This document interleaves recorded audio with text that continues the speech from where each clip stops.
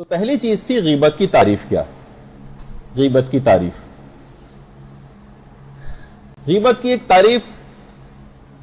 تو یہی ہے کہ جو پیغمبر اسلام نے خود تعریف کی ہے، اپنے بھائی کا اس انداز سے ذکر کرنا یا اس طرح سے عیب بیان کرنا کہ جب وہ سنے تو رنجیدہ ہو جائے، وہ سنے تو رنجیدہ ہو جائے۔ غیبت کہتے ہیں ایسا کسی کا تذکرہ کرنا، ایسی برائی کہ جو اس کے اندر پائی جائے، کیونکہ اگر آپ ایسی کوئی برائی ذکر کر رہی ہیں جو اس میں پائی نہیں جاتی تو وہ بہتان ہے، جو غیبت سے بھی بڑھ کر ایک گناہ آ جاتا ہے، وہ الگ، اس پہ تو ہم گفتگو ہی نہیں کر رہے ابھی، ہم تو صرف وہ کہ جو پایا جاتا ہو۔ لوگ کہتے ہیں نا بھائی یہ تو میں اس کے سامنے کہہ سکتا ہوں، منہ پہ کہہ سکتا ہوں، اس سے کوئی تعلق نہیں کہ آپ منہ پہ کہہ سکتے ہیں یا نہیں کہہ سکتے، آپ اس کی غیر موجودگی میں اس کا ذکر کر رہے ہیں برائی کے عنوان سے تو یہ غیبت ہو جائے گی۔ آپ کہیں گے بھائی یہ تو اس میں پایا جاتا ہے، میں غلط بات تھوڑی کہہ رہا ہوں، تو جی ہاں، حق بات کو بتانے کا نام ہی غیبت ہے، کیونکہ اگر آپ غلط طور پر بیان کر رہے ہیں، اس کو جھوٹی بات اس سے منسوب کر رہے ہیں تو وہ بہتان، اور بہتان ہے وہ تو اس کا گناہ ہی بالکل الگ ہے جس پہ ہم آج گفتگو نہیں کر رہے، وہ تو اس سے بھی بڑھ کر ہے شاید بہتان۔ تو بہرحال یہ ایک تعریف ہوئی، ایک عمومی تعریف کہ کسی کا ایسا عیب بیان کرنا کہ جب وہ سنے تو رنجیدہ ہو جائے، اور اس کی غیر موجودگی میں اس کا اس انداز سے تذکرہ کرنا۔ اور محجت البیضہ کی 5ویں جلد میں مولا محسن فیض کاشانی نے بھی اس حدیث کو ذکر کیا جس میں پیغمبر نے یہی حدیث کی، اس غیبت کی ہی تعریف جو ہے وہ بیان کی۔ اور علماء اور مراجع سے بھی یہی پوچھا گیا کہ حرام غیبت کی تعریف کیا ہے، تو وہاں سے یہی جواب آیا کہ وہ کہ چھپا ہوا عیب بیان کرنا جو اس میں پایا جاتا ہو، چاہے ہمارا مقصد اس کی تذلیل یا توہین کرنا ہو یا نہ ہو، اس سے فرق نہیں پڑتا کوئی، چاہے ہم اس کے مقام کو کم کرنا چاہ رہے ہوں یا نہیں کرنا چاہ رہے ہوں، دونوں صورتوں میں ایسی کوئی چیز بات اس کے متعلق بیان نہیں کی جا سکتی۔ وہ ابھی آگے چل کر آئے، کچھ مستثنیات ہیں جو سبھی کو سب چیزیں پتا ہیں، تو پھر وہ غیبت کے عنوان سے ذکر نہیں ہوتا، پھر دیکھا جاتا ہے کہ اس بات کو بیان کرنے میں اس شخص کی توہین ہو رہی ہے یا نہیں ہو رہی۔ اگر توہین ہو رہی ہے تو توہین کا گناہ ملے گا، غیبت کا اس سلسلے میں گناہ نہیں ملتا، جو عیب سب میں آشکار ہو جاتا ہے اس کو ذکر کرنا، تو پھر غیبت کے عنوان سے نہیں ہوتا، توہین کے عنوان سے ڈسکس کیا جاتا ہے، جو ابھی آگے چل کر چیز آئے گی۔ دیکھیے مومن کی تعریف ہی بیان کی گئی ہے روایت میں، پیٹھ پیچھے، یعنی اگر کسی کوئی برائی کر رہا، مومن کی تعریف یہ ہے کہ مومن ہر اس جگہ پہ آپ کو ملے گا ہے اس امرن جہاں پر اس کو حکم دیا جائے کہ اس کو یہاں پر حاضر ہونا ہے۔ اب نماز کے موقع پر مومن کو حاضر ہونا چاہیے، صلہ رحمی کے موقع پر مومن کو حاضر ہونا چاہیے، کسی کو مدد کی ضرورت ہو اس موقع پر مومن کو حاضر ہونا چاہیے۔ اب ہر اس جگہ پہ مومن آپ کو موجود ملے گا، مومن کی تعریف ہے۔ اور وَيَفْقُدُكَ، ہر اس جگہ سے مومن غائب ہوگا، حیث نہاؤ، جہاں نہ ہونے کا اس کو حکم دیا جائے، حیث نہا، جہاں نہ ہونے کا اس کو حکم دیا جائے۔ اب ہر اس جگہ سے غیبت کی محفل سے مومن غائب ہوگا، جھوٹ کی محفل سے مومن غائب ہوگا، مکس گیدرنگ سے مومن جو ہے وہ غائب ہوگا، ہر برائی کی جگہ سے مومن کو آپ غائب پائیں گے۔ یہ مومن کی تعریف ہی اس لحاظ سے جو ہے وہ بیان کی گئی۔ وسائل الشیعہ میں باقاعدہ پیغمبر اسلام سے متعلق جو روایت آئی، اللہم صلی علی محمد وعلی محمد، کہ پیغمبر اسلام جب معراج کے سفروں پر تشریف لے گئے تھے، معراج کا سفر،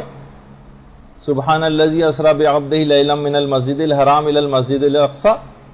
یعنی جو معراج کا جو سفر تھا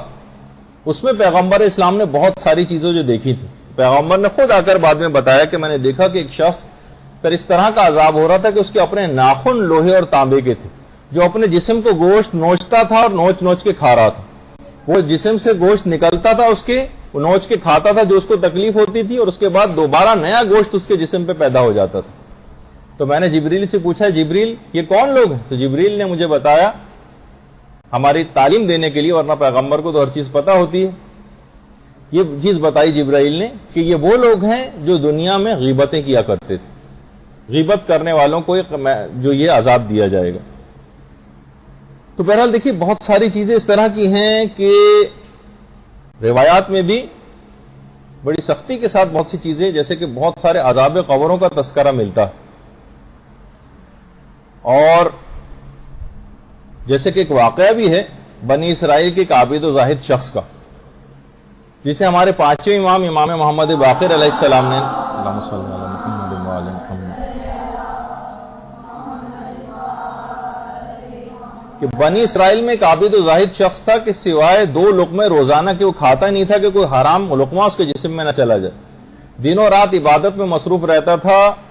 مستقل روزے کی حالت میں رہتا تھا۔ ایک دفعہ اس کا ایک دوست آیا، دونوں نے مل کر کچھ دیر بات چیت کی اور اسے کچھ ہی عرصے بعد یہ بنی اسرائیل کا عابد انتقال کر گیا۔ اب امام فرماتے ہیں کہ اپنی قبر میں لیٹ کر ساری زندگی ایک گناہ بھی نہیں کیا، اب انتظار کر رہا۔ اس نے دیکھا کہ میری کہیں سے اس کی نماز چلی آ رہی ہے، قبر میں روشنی ہوتی جا رہی ہے، کہیں سے اس کے روزے چلے آ رہے ہیں، کہیں سے صلہ رحمی چلی آ رہی ہے، کہیں سے اس کا صدقات جو اس نے دیے تھے لوگوں کے کام آیا تھا وہ نیکیاں، قبر میں روشنی بڑھتی چلی جا رہی۔ اچانک سے اس نے دیکھا ایک کالا حبشی ہاتھ میں کلہاڑا لے کے قبر میں داخل ہوا، اور اس نے اپنے کلہاڑے سے وہ تمام نیکیاں جو ادھر ادھر سے آ رہی تھیں ان سب کو کلہاڑے کا وار کر کر کے ختم کیا۔ قبر میں تاریکی بڑھتی چلی جا رہی، یہاں تک کہ قبر بالکل تاریک ہو گئی، اور یہ حبشی ہاتھ میں کلہاڑا لے کے اس بنی اسرائیل کے عابد کے سینے پر آ کر بیٹھ گیا اور کہا کہ اب میں ہوں، تو ہے، اور قیامت تک کا زمانہ ہے، اور مجھے حکم ہے کہ تجھ پہ میں عذاب کروں۔ اس نے کہا میں نے تو اپنی پوری زندگی کوئی گناہ ہی نہیں کیا تھا۔ کہا یاد کرو جب تم مرنے سے کچھ عرصے پہلے تمہارا ایک دوست آیا تھا تو تم نے اپنے کسی تیسرے دوست کی غیبت کی تھی، اس غیبت کی وجہ سے مجھے اتنا اختیار اور طاقت مل گیا ہے کہ اب میں قیامت تک کے لیے تمہیں اس قبر میں عذاب دوں۔ تو آپ خود دیکھیے کہ اس کو معمولی گناہ نہیں سمجھنا چاہیے کہ جھوٹ بہت معمولی ہر جگہ رائج ہو گئے تو کوئی بات ہی نہیں، غیبت بہت معمولی سی چیز سمجھ لی گئی، رائج ہو گئی ہے تو ہمارے لیے اب تو گویا جواز کے دائرے کے اندر داخل ہو گئی، نہیں، ایسا مسئلہ نہیں۔ تو اس کو اپنے پوری اس کی ہم نے جو بھی اس سلسلے میں چیز بیان کی، اس کی اہمیت کا اندازہ ہو گیا کیونکہ اتنا آسان معاملہ نہیں کہ بس ہم صرف نظر کر کے آگے بڑھ جائیں یا اس کو کوئی بہت معمولی سا گناہ سمجھیں۔ گناہان کبیرہ کی فہرست کے اندر ہے کہ جس پر یقینی عذاب جہنم کا وعدہ کیا گیا۔ دیکھیے سب سے پہلی بات کہ جب بھی کبھی آپ سے کوئی یہ کہے کہ فلاں نے آپ کی غیبت کی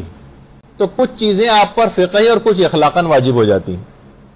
مثلا آپ کی اتنا آسان نہیں کہ بس اچھا غیبت کر لیا، ہم کہتے ہیں اچھا اور کیا کہا اس نے، اور کیا کہا، اچھا یہ کہا تھا ہمارے متعلق، جی اچھا اور بتائیے اور کیا کہا تھا، پوریتے ہیں ہم۔ جبکہ یہ علماء فرماتے ہیں کہ کوئی بھی اگر آپ کے سامنے آ کر اس بات کا ذکر کرے کہ فلاں نے آپ کی غیبت کی تو پہلی بات یہ ہے کہ وہ جو اس نے خبر آپ کو لا کر دی ہے چغل خور ہے، چغل خور فاسق ہے، فاسق کی خبر کا اعتبار نہ کریں۔ بھائی اس کو کیا ضرورت تھی بات آپ کو بتانے کی، خود مزے لے کے بتانا چاہ رہا ہے نا، دشمنی پیدا کرنا چاہ رہا ہے، چغل خور ہے یہ، اس چغل خور فاسق ہے، فاسق کی خبر کا اعتبار نہ کریں، پہلی چیز۔ دوسری چیز، چغل خور کے قول کو کسی دوسرے سے نقل نہ کریں، کیونکہ اگر آپ نے کہا کہ یہ فلاں یہ بات اس نے مجھے بتائی، آپ اپنی امی کو بتا رہی ہیں تو اس چغل خور کی بھی غیبت ہو جائے گی۔ اس نے گناہ کیا، آپ کے سامنے آ کے ذکر کیا، اب آپ اس کے گناہ کو اس کا نام لے کر ذکر کر رہی ہیں کہ دوسرے کو، تو چغل خور کی بھی غیبت ہو رہی ہے۔ تو یہاں آپ کو چغل خور کی بھی غیبت نہیں کرنی۔ آپ کو مزید تیسری بات ہے کہ تجسس سے کام نہیں لینا کہ اچھا اس نے اور کیا کہا اور کیا کہا، یہ نہیں سننا ہے آپ نے، بلکہ اس کو روک دینا ہے۔ اس کے بعد پھر یہ بھی ہوتا ہے کہ جو آپ کے متعلق یا آ کے کہہ رہے کہ اس نے آپ کے متعلق برائی کی ہے، اس سے آپ سوء ظن نہ رکھیں، کیونکہ مومن سے سوء ظنی اور کینہ رکھنا بھی حرام ہے، اس سے دل میں سوء ظنی پیدا نہ کریں۔ اور اس کے بعد اگلی ذمہ داری ہو جاتی چغل خور کو امر بالمعروف اور نہی عن المنکر کریں، تاکہ اس کو ہمت نہ پڑے کہ آئندہ وہ کسی کے سامنے غیبت کر سکے۔ دیکھیے کتنی ساری چیزیں۔ اچھا اس کے بعد واقعی آپ یہ سمجھیں کہ کہیں عیب مجھ میں پایا تو نہیں جاتا، جب پایا جا رہا ہے یہ بات، اس کو برائی کری یقیناً، مثلا وہ کہہ کہ بھائی فلاں وہ کہہ رہی تھی وہ بہت مغرور ہے، واقعی آپ چیک کریں مغرور تو نہیں، لوگوں کے زبانوں پہ اس طرح سے تو کوئی بات نہیں آتی، بجائے کہ آپ اس کے پیچھے لگ جائیں، اپنے پیچھے لگ جائیے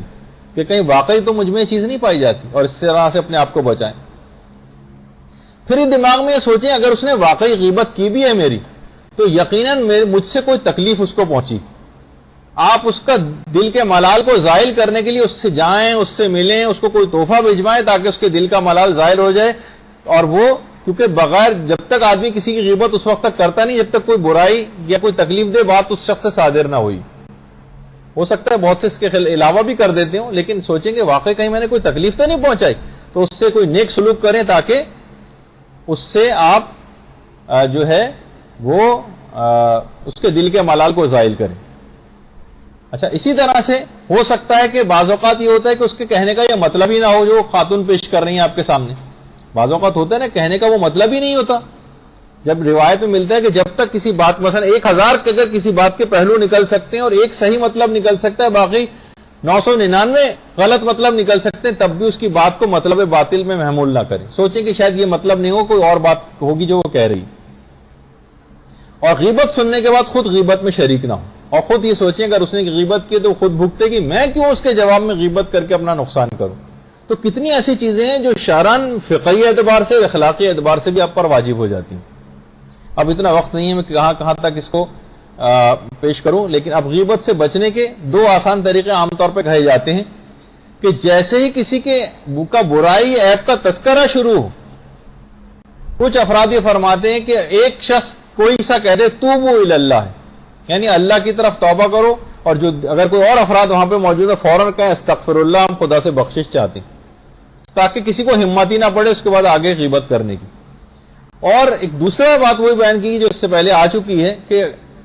2 افراد ہوں تو کسی تیسرے یا چوتھے کا حتی الامکان تذکرہ ہی نہ کریں. اگر کرنا ہی پڑ جائے تو سوائے اچھائی کے کوئی اور تذکرہ نہ کریں, تو پھر آپ دیکھیں گی کہ غیبت کا گناہ آگے ہی نہیں بڑھے گا.